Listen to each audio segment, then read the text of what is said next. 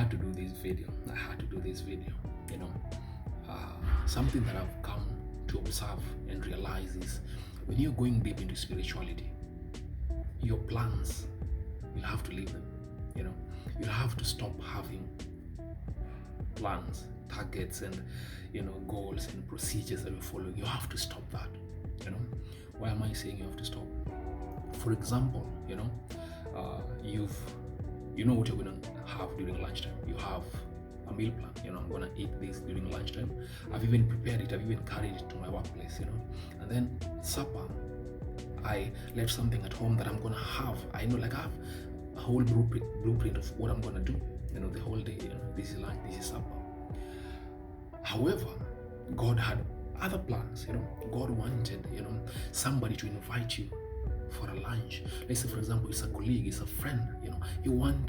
He planned somebody to invite you for that lunch, and then it's from that lunch that God had an opportunity for you, that thing that you've always wanted. Like he's bringing that opportunity to you through this lunch. But for you, you've already planned your day. So you're restricting God from blessing you. So the best thing is avoid plans. When you're deep into spirituality, try and avoid as many plans as possible. Try and live a life whereby you're following your highest form. You're following your gut, your intuition.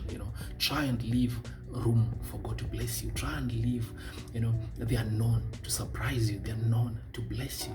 Why are we having all these plans, and yet we're a different being? I'm not the same person that I was like an hour ago, 5 minutes ago. I'm a different being. So why am I restricting my evolution? Why am I restricting my growth into a different dimension by plans? Plans are basically past stuff. The reason why I'm planning this is what I'm gonna have lunch is because this is what I've been having. I'm using the Newtonian model of thinking to just plan. I'm looking at how much money do I have, what food do I have in the house, what ingredients for me to be able to prepare my lunch. So I'm using the past to prepare the future. God doesn't want you to do that. God wants you to live in the moment. Yes, you can have a goal, but don't let it restrict Him from blessing you. Don't have a fixed life whereby your life is like a planned, or a map, like you're moving from this point to this point. Like even somebody knows the whole of how you're moving. Don't let that be. When you're doing spirituality, try and give room for the unknown. I'm seated here and I don't know what I'm gonna have, for supper. I don't know, and I don't even care. I'm just living a life whereby I'm giving room for God to surprise me, God to show me how powerful He is. The moment I'm starting to plan the day. At this moment, I'm restricting my blessings, and that's the reason why most of the goals that we do have, or most of the things that we deserve, we are not getting in life, because we have already blocked it with our plans. We don't have room for God to bless us. Why can't you arrange? Why can't you allow God to surprise you? Why can't you allow God to, shock you with His plan? Yes, I know this is the amount of money you have, but why can't you just give God room for Him to surprise you with a different lunch, different plan? Why can't you just give Him that opportunity? Why are we going so much into planning, so much into arranging, so much into knowing tomorrow? Why can't we just allow the unknown to surprise us? And it comes from survival. Surviving, security. The reason why I'll plan my lunch is because I don't want to reach lunchtime and I don't have the food, or I don't know what I'm going to do. So I plan in advance. When spirituality is involved, you take off security from the equation. When spirituality is involved, you take out the known from the equation, because spirituality is all about the unknown. Spirituality is all about believing that God has the ability to surprise me. God has the ability to bless me more than my analytical mind can imagine. So my analytical mind can imagine, $5 meal, for lunch. But my higher mind can imagine even $100 meal. It has that ability.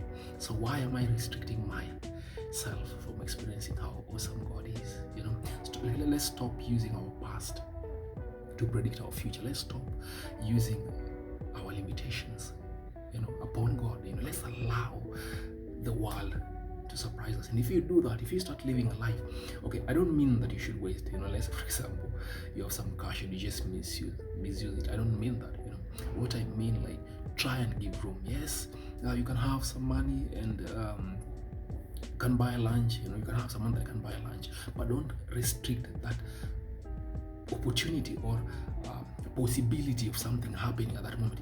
Just be free. For example, me, I'm trying to live a life whereby surprise me. Like, I'm ready for any surprise. If God say right now, I don't want you to be in this house, I'm gonna get out of this house. If God say, I don't want you to go to the gym anymore, I'm not gonna go. That's how I'm trying to live, because there's a reason for everything. There's a reason why. If you believe in the unknown, your life is always gonna be adventurous. So let's leave room for the divine. Let Him surprise us. Let Him guide us. Let's stop living a life where we're planning too much. Allow the unknown to surprise us. Like, your higher mind has the ability to do that. Most of us are restricting our higher mind ability, or we are underestimating how powerful our spirit is. You think that it's not that powerful, but try and live a life whereby you give it room and it will surprise you.